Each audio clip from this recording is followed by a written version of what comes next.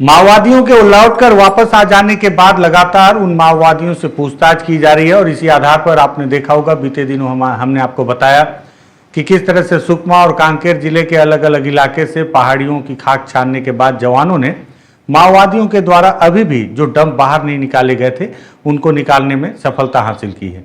लेकिन ये प्रक्रिया केवल छत्तीसगढ़ के दंडकारण्य में ही नहीं चल रही बल्कि आसपास के जो दूसरे राज्य हैं वहां पर भी इस तरह की प्रक्रियाएं चल रही हैं।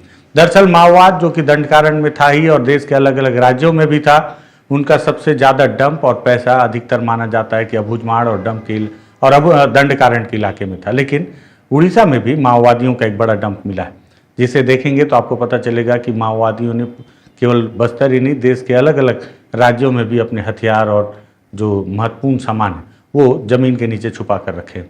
कहाँ पर क्या मिला, कितना हथियार है, कौन कौन सी चीज़ें मिली हैं, किस इलाके से मिली है, इस पर बातचीत करते हैं। नमस्कार, मैं विकास तिवारी हूं, आप बस्तर टॉकीज देख रहे हैं। दरअसल जिस तरह से माओवादी दंडकारण्य में आए उसी तरह से महाराष्ट्र में भी माओवादी लौट कर आए, तेलंगाना में भी आए, तो उड़ीसा में भी माओवादियों के लौटने का सिलसिला जारी रहा। हालांकि झारखंड में भी माओवादी आए और आखिरी जो सबसे बड़ा माओवादी है मिसिर बेसरा, वो झारखंड में ही गिरफ्तार किया गया। लेकिन जो माओवादी लौट कर आ गए हैं अब वो सरकार को मदद करना चाहते हैं और साथ ही साथ जो पूछताछ में उनके द्वारा जानकारियां दी जा रही हैं। दरअसल हुआ ये था कि जब माओवादियों की लौटने की प्रक्रिया थी तो उनके पास जो जो सामान थे वो लेकर आए थे, लेकिन बहुत से माओवादियों के द्वारा या अलग अलग टीमों के द्वारा अपने हथियार या दैनिक उपयोगी सामान या अन्य जो महत्वपूर्ण सामान है उन्हें सुरक्षित इलाकों में जमीन के नीचे गड्ढा खोद कर डंप कर दिया गया था।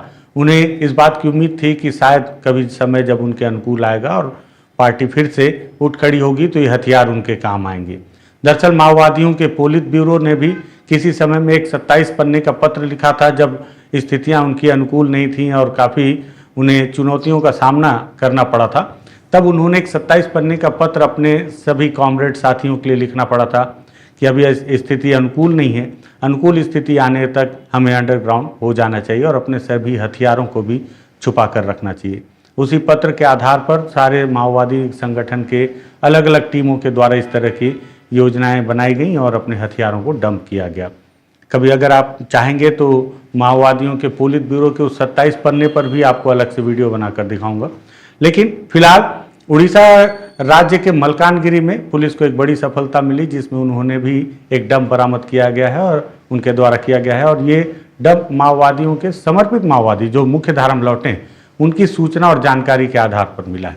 दरअसल जो उड़ीसा का इलाका है वो सीमावर्ती इलाका जो कि छत्तीसगढ़ के बस्तर जिले और सुकमा जिले से लगता है, उस इलाके को लेकर सफलता मिली। उस इलाके में पुलिस ने इसको लेकर एक प्रेस नोट जारी किया और वहाँ के एसपी ने भी एक जानकारी दी है जिसमें उन्होंने बताया कि मलकानगिरी की DVF टीम जो है वो बस्तर जिले के दरभा थाना क्षेत्र और सुकमा जिले के पुष्पाल थाना क्षेत्र की सीमा से लगे मलकानगिरी जो कि उड़ीसा में आता है उसके मैथिली थाना क्षेत्र के अंतर्गत चेरकोटला और किरमिती कोटवापदर एवं कादा भाटा के जंगल के इलाके में एक अभियान चलाया गया जिसमें माओवादियों ने जो शिनाख्ती करवाई उस आधार पर उन्हें एक बड़ा माओवादियों का डंप बरामद किया है।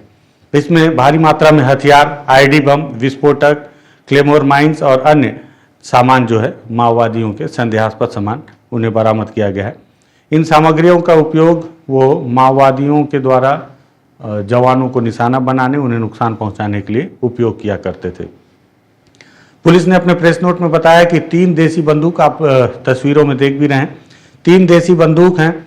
ID है 5 किलो के 1 नग और 3 किलो और 2 किलो के 2 और 1 नग हैं। कॉर्डेक्स वायर है 1 बंडल, क्लेमोर माइंस, ID का जो अलग अलग सामान है वो है और इसके साथ ही रेनकोट, टोपी, लाल कपड़ा, माओवादी बैनर, माओवादी वर्दी, रेडियो एंटीना, बैटरी, तार, चाकू, टॉर्च लाइट, जर्किन, आईना, चम्मच, सैंडल, बैग, चश्मे का डिब्बा और अलग अलग जो दैनिक उपयोगी सामान है वो बरामद किया गया। इसके साथ ही साथ माओवादियों के कई महत्वपूर्ण दस्तावेज और दवाइयाँ भी।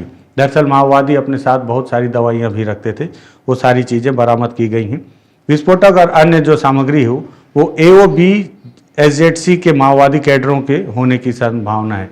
AOB मतलब आंध्र उड़ीसा बॉर्डर के जो स्पेशल जोनल कमेटी के जो सदस्य हैं माओवादी, उनकी ये सामग्री होने की जानकारी पुलिस के द्वारा दी गई है।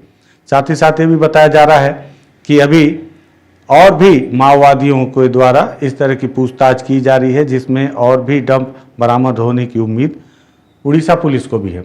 दरअसल जिस तरह से दंडकारण्य में एक विशेष अभियान चलाया जा रहा है कि अब मैंने पहले भी बताया कि माओवादियों के अभी भी बहुत सारे पैसे और सोने डंप में हैं और अभी भी उनके बहुत सारे हथियार, माना जाता है कि बटालियन का भी बहुत सारा हथियार वापस नहीं आया है।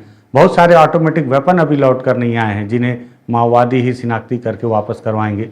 तो ऐसे में लगातार उन्हें भरोसे में लिया जा रहा है, पूछताछ की जा रही है और उनके द्वारा सरकार को सहयोग भी किया जा रहा है। और इसी सफलता में एक के तारतम्य में एक सफलता उड़ीसा पुलिस को भी मिली है। लेकिन इस तरह के डंप अभी तक तेलंगाना पुलिस को नहीं मिल रहे हैं और ना ही महाराष्ट्र की पुलिस को मिल रहे हैं, क्योंकि उस इलाके में भी मुझे लगता है कि माओवादियों के द्वारा डंप तो जरूर किया गया होगा। झारखंड की क्या स्थिति है, क्योंकि झारखंड यहाँ से काफ़ी दूर है, वहाँ की वास्तविक जानकारियाँ हम तक नहीं पहुँच पाती हैं ठीक से, तो वहाँ की जानकारी को लेकर भी हमारे मन में बहुत सारे सवाल हैं, लेकिन उसके जवाब नहीं है, इसलिए उसका जिक्र अभी करना जल्दबाजी होगी। लेकिन उड़ीसा में अभी और भी डंप बरामद किया जा सकता है, इसका भी उम्मीद पुलिस के द्वारा और सुरक्षा बलों के द्वारा इस पर भी कयास लगाए जा रहे हैं।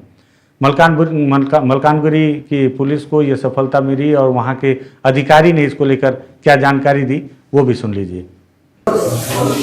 जून 2026 में सरेंडर नक्सल इंफॉर्मेशन के ऊपर हम 3 माओइस्ट डंप रिकवरी किए थे। उसी हिसाब से आज भी डीवीएफ टीम को हम शेल्लाकोटा, कटवा पदर, किरीमिटी एरिया में ऑपरेशन लॉन्च किए गए थे। उसमें आज 3 country made gun, 4 tiffin ID और 2 क्लेमर माइन और सोप बॉक्स आईडी ऐसा आर्टिकल्स मिला है। उसके साथ नक्सल का जो भी डेली आर्टिकल्स है वो इंक्रिमिनेटिंग आर्टिकल्स सब मिला है। अब सब जानते हैं 31 मार्च 2026 टारगेट था नक्सल मुक्त करने के लिए। मलकानगिरी ऑलरेडी नक्सल मुक्त हो गया है, तो फर्दर जो भी इंफॉर्मेशन आएगा डंप के हिसाब से तो हमारा कार्रवाई कंटिन्यू रहेगा। तो सुना आपने, मलकानगिरी के पुलिस अधिकारी ने बताया कि किस तरह से ये सफलता उनको मिली और आगे और भी उम्मीद है कि समर्पित माओवादियों के द्वारा, मुख्य धारा में लौटे माओवादियों के द्वारा और भी हथियार बरामद करवाए जाएंगे। अब यहाँ एक महत्वपूर्ण बात ये भी बता देनी चाहिए कि माओवादी जो मुख्य धारा में लौट कर आए हैं, अगर सरकार चाहती है कि वो उनका सहयोग करें, उन्हें सही और सटीक जानकारी देकर वो सारे हथियार वापस सरकार को दिलवाएं जो अभी भी डंप में हैं, तो ऐसे में सरकार को भी जो उनसे वादा किया गया है, जिस वादे के तहत वो लौट कर आए हैं, उस वादा को पूरा करने में कोई कोताही नहीं बरतनी चाहिए और ना ही किसी तरह की कोई वादा खिलाफी करनी चाहिए। जो आपने वादा किया है कि आपको रेड कार्पेट बिछाकर स्वागत किया जाएगा, आपको तमाम व्यवस्थाएं सुविधाएं दी जाएंगी, उसका ख्याल भी सरकार को समय पर रखना चाहिए, क्योंकि बहुत सारे समर्पित माओवादी हैं जिनसे हमारी बातचीत हो रही है। अभी मैं लगातार उनसे फ़ोन पर बातचीत करता हूं, तो उनके द्वारा थोड़ी सी सरकार के प्रति वो दुख प्रकट कर रहे हैं कि सरकार ने जिस तरह से कहा था, अब उस तरह से उनकी मांग या उनके लिए जो व्यवस्थाएं हैं वो पूरा करने में सरकार उतनी जिज्ञासा या उतनी मतलब अपनी जो जिम्मेदारी है वो जल्दी निभाती नज़र नहीं आ रही। तो अगर आपको माओवादियों से ये सहयोग चाहिए तो सरकार को भी अपनी कही गई बातों को जल्द से जल्द पूरा करना चाहिए, वरना कहीं ऐसा ना हो कि आपके ऊपर जो भरोसा किया गया है वो भरोसा फिर से टूट जाए। और फिर ठीक है कि माओवादी बंदूक लेकर अब वापस नहीं जा सकते क्योंकि वो आइडेंटिफाई हो गए हैं, लेकिन ऐसा ना हो कि वो दूसरे तरीके से विद्रोह कर दें। इस बात का ध्यान भी सरकार को रखना चाहिए। मुझे लगा कि छत्तीसगढ़ में जो डंप मिल रहे हैं उसके साथ ही साथ अगर उड़ीसा में भी हथियारों का जखीरा मिला है तो इससे भी आपको रूबरू करवाऊँ, इसलिए इस वीडियो को हमने तैयार किया है। पसंद आए शेयर कर सकते हैं, बस्तर टॉकीज़ को सब्सक्राइब कर सकते हैं। धन्यवाद।